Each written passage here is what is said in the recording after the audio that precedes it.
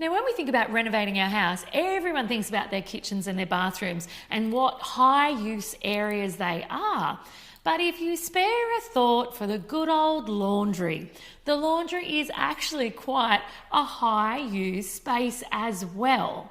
And so often I find people go into renovating their laundry spaces a little bit unprepared because they don't see it as one of the big rooms. And in fact, most of us use our laundries every day, every single day, and quite a bit for storage as well.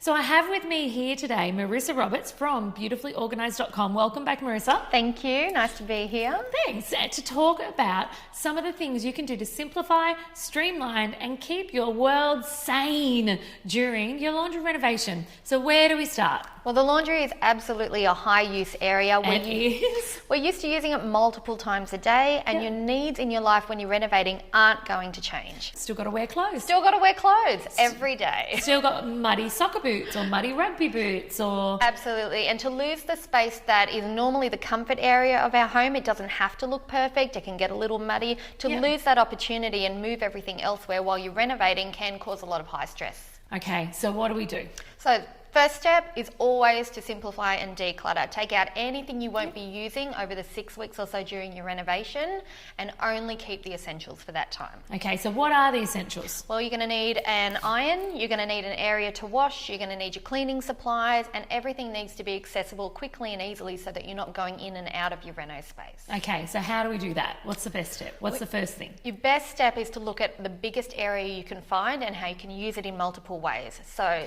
set yourself up with a bit of a temporary washing system, a big counter space for folding / ironing, and some hanging room in case you encounter wet weather at the same time. Okay, and realistically, you could even have a temporary washing machine space out in the garage. Absolutely. You could, if you don't have a garage, you could actually ask a neighbour and say, can I just, for, literally 3 weeks, pop my washing machine in your garage? Yep. So you can have your laundry station at your own home, but pop next door just to run the stuff through the machine. Absolutely. The key is to keep it as simple as possible and not have to cart everything you need around and add more travel time to doing your laundry. Now, I must admit, I'm certainly not an advocate of hand washing.